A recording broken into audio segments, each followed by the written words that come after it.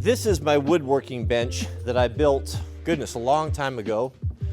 That is a great design for woodworking, but not a great design for just general purpose duty, doing crafts and doing projects and such. Having the well in here it's just not great. So I've repurposed a piece of plywood. I've got a piece of 3/4 inch birch bark plywood that I've put on here, 4 by 8, but it's just too big. I don't like a table you can't reach both sides to. So today we're going to remedy that. I don't want to lose the functionality of the carpenter's bench, but I also want to have a nice size flat bench that I can reach both sides to. Years ago, I was at an REI. I believe it was in Portland, and inside the REI, they had this nice big table. It measured about 3 foot by 6.5 feet or so, and they had upholstered the whole top with a beautiful Pendleton blanket. And I always thought about that, and I thought I would love to have that for projects that I work on that are really clean, but just to have that soft touch in the wool. I just love the feeling and I love the look at it. I want to make that. So we're going to do that today. We're going to take this blanket, we're going to repurpose this and upholster this piece of plywood and have a removable tabletop that we can use or we can take off if we want to do woodworking. This bench is nearly the perfect size. Better men than me figured out long ago, this is an old English shipwright's bench, that the 6 foot by 3 foot or so, by 33 inches, a little over 32, is just about ideal. 6 foot gives you a nice work area. It fits in most shops and garages, and you can easily reach to the other side to access work or get to things. So I'm going to pretty much stick with that. Now, one thing that I don't want is I don't want to come up here and have to run into these vices. So with the vices closed, I've got a face vise here and then one on the tail. What I want to do is when we determine the size of our table, we want to go to the outsides of this so that it overhangs just a little bit so that we don't have this bumping up against this. So that's going to really determine our width. That's going to take us out to a little bit further, probably about a little over 3 feet. Let's see. Let's say 3.5 feet. So we'll go 3'6" and by 6 foot, 3'6" by 6'6". We'll clear both vices. We'll put these slats down. We can cut right on the table with our track saw. Now, gentlemen, I know you may think that this is bougie in a shop, but I'll tell you, there's no reason. I reject this idea that men have to live in like filth and cold steel without having some creature comforts, without having an environment that they enjoy working in. Why is that relegated to all of the resources for all of, actually, as the man, as the economic engine of your family, why are you relegated to the garage? And why can't you have something nice yourself or in an environment that inspires you or you enjoy working in? Why must you always be out in the garage or out in a shop? Now, we like to be out there, that's fine, but I am an advocate for making your environment comfortable, making it the way you like. Put in a wood stove, put in some heat, have some nice lighting, have a place that inspires you, that you enjoy spending time in, that you don't have to go out and suffer. So I reject the idea that we can't have beautiful things also. Let's do our first rip. We'll lay this out to, what do we figure, 3.5 feet, 3'6"? No, actually, I could make it 3'4" is going to be a little bit, is going to be really close, but we definitely have the room, and I want it to be as narrow as possible, but just clear those vices. Do yourself a favor, gentlemen, and get yourself one of these Pica pencils. These are German made. Our friends at Meadowlark Log Homes turned me on to these. They are made in Germany, and they are a carpenter's pencil, mechanical, made for carpenters. Of course, you put the lead in, you know, we're all familiar with this, but they're a really smart design. I'll put a link to these in the description and pin to the top comment. About 20 bucks, you get the refills and you get the sheath, and the sheath fits in your tool belt, it fits in your pocket, it's got grabbers on it, and it's got an O-ring or a nice seal on it. I guess it's not O-ring, but friction fit. And my goodness, everyone that I talk to loves these. And look at this. There's a sharpener. A nice little sharpener built right into the tail cap. So you can always have a consistent, nice point on it with a big, heavy lead. I adore these pencils. Get one of these. Picas. That's the one you want. 40 inches. If you've been sitting on the fence as to whether or not you should buy a track saw, I will give you the justification, buy one. Buy one today. It's the best, probably the best thing I've purchased in the last 10 years as far as handiness. I don't use a table saw anymore. And the precision, you can get cabinet grade quality with a track saw. It's tremendous, tremendous. The thing with the track saw, what makes it so nice is you put this track right on your mark. There's no offset, no measuring. Wherever you put that right on your mark, and the blade slices right along that perfectly, and you get a perfect cut every time and absolutely straight. Match up the other side, and that's it. You're done. I opted for the Milwaukee because I'm kind of invested in those batteries now, but the Festool or the Makita would probably be the three that I would look at. The track saw is a precision tool. You want to look after it. Spend a little bit extra. Get the case. If you get the M18, it has a nice case. You get the whole package. It comes with all the stuff you need, and it's going to be protected. There are clamps if you want to use them. I've never found them necessary, but you can put your batteries in here, extra battery. I like having the case. I just feel like the saw is going to be protected because it's something that's, you know, it's a precision unit, so you want to make sure you look after it. You don't want to just be throwing it around like you would a skill saw. We'll set the depth of our material. Of course, we're cutting 3/4.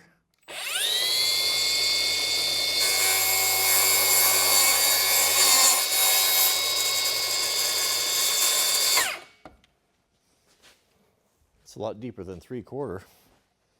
1 3/4. How about that? All right. Goodness. That got it. Let me show you the quality of the edge here. Now this is really expensive, high-end plywood, and you'll see on the back side and the front side there's no tear out. You know, this plywood, what makes this plywood so special is you see it's got a lot more layers in it, and there is no voids. No matter where you cut it, there's zero void, and so all of the veneers have to be really high quality, perfect, without any knots in them. So that's what makes it such a premium, and it makes a beautiful surface because of that. So this is cabinet grade material. Now for this cut, we'll do our 6'6", and we'll be ready to start wrapping.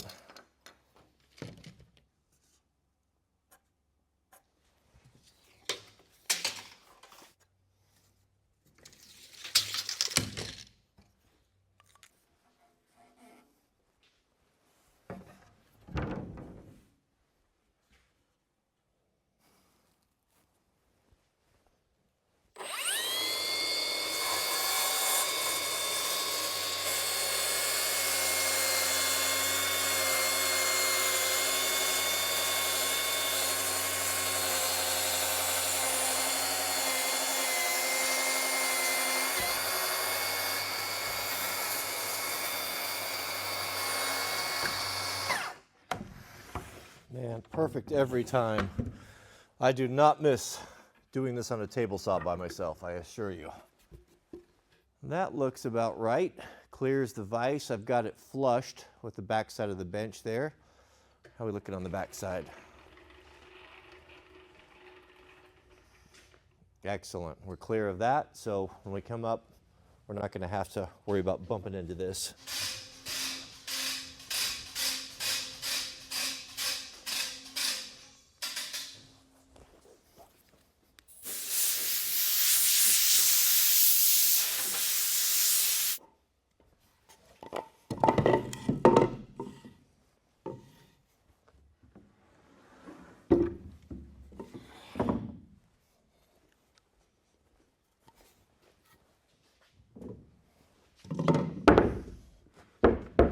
Okay, let's lay out our wool. I'm already getting the fizz and we haven't even made it yet. I'm not sure what the dimensions of this wool blanket are. I think we want the stripes to run this way.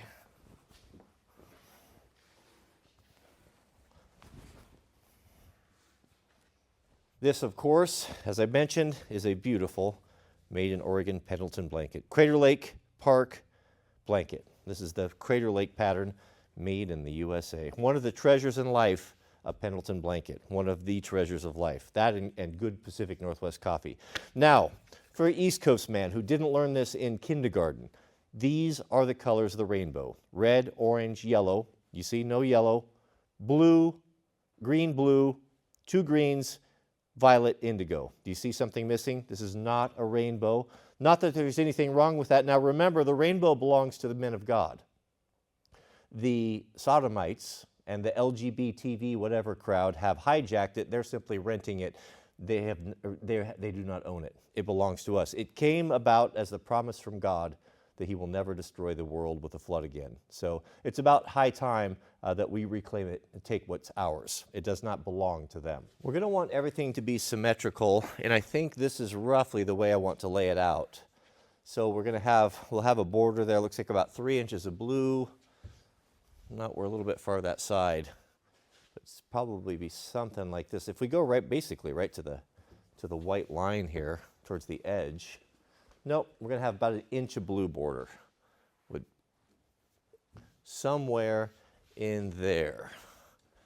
Yes, this is going to be quite nice. Now we've got a lot of fabric down here. Our last hole is right here. So we're not going to destroy the blanket. You know, we could pull a few staples and, of course, make it a blanket again. But I think if we pull this up, kind of split the difference, and then we can stretch it and wrap it underneath. So I'll just center the overhangs here. 20 and a half.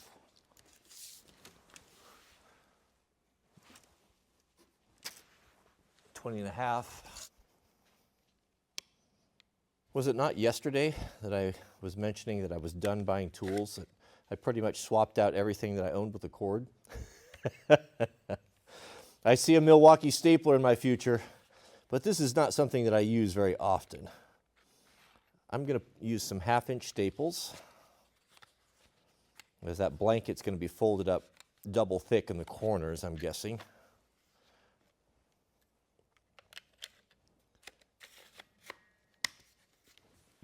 I am by no means an upholstery expert, but I have looked on the backside of upholstery, and I always see staples, so I'm assuming that this is the right tool for the job. So I think what we'll do is, if I can just get a few staples in here, I'm not going to pull too much tension on this, just a little bit, hold it in place. Ooh, that really gets after it there. Hit that thumbs up, beloved. Where else on YouTube are you going to find this sort of low effort content?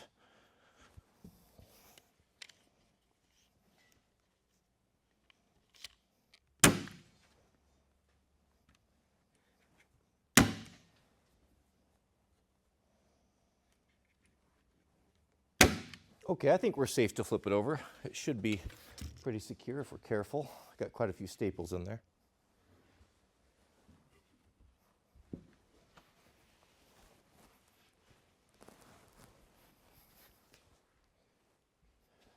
I guess for these corners, we'll just, I don't know, maybe just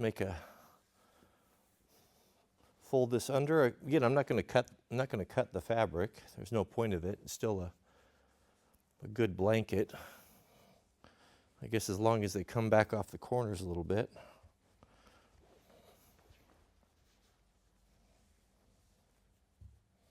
Something like that. Well, there's one way to find out.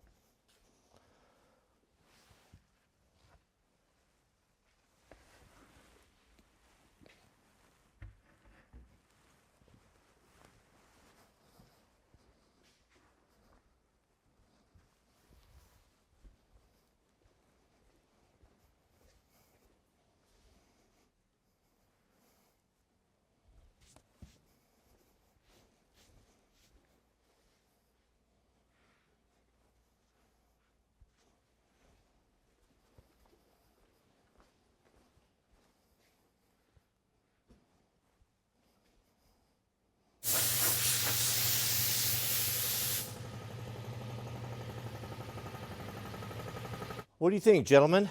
Isn't that nice? I always wanted one of these. The moment I saw that, I thought, what a nice table for when you're doing clean work. I've actually been teaching myself, I'm already getting dust on it, teaching myself to sew a little bit and do alterations. I would like to get into maybe as a hobby, making my own clothing or making different shop aprons or things. I find it kind of interesting. So having a nice table like this for clean stuff is, it's delightful. It's delightful. So I think what I'm going to do, because I know Mama Kitty, she's already on her way over here, is I'm going to get a piece of white duck canvas, just like this, but a little bit bigger, enough to cover the whole thing. And then I'll just keep the white duck on here, just to keep things clean. And I can still, this stuff here can be washed and it's not as fragile. And then I can pull that off if I want to have the blanket or a combination of the two. For things like unboxing, I'm getting ready to do a new security system so we can do all our wiring. Oh, I knew it. I knew it. It was only a matter of time before this mangy cat was up here getting hair all over my nice blanket top. I know, I'm going to have to order that canvas. All right, gentlemen. Well, I appreciate you hanging out with me. May God bless you and your families. Please keep us in your prayers, and we'll see you all on the next video.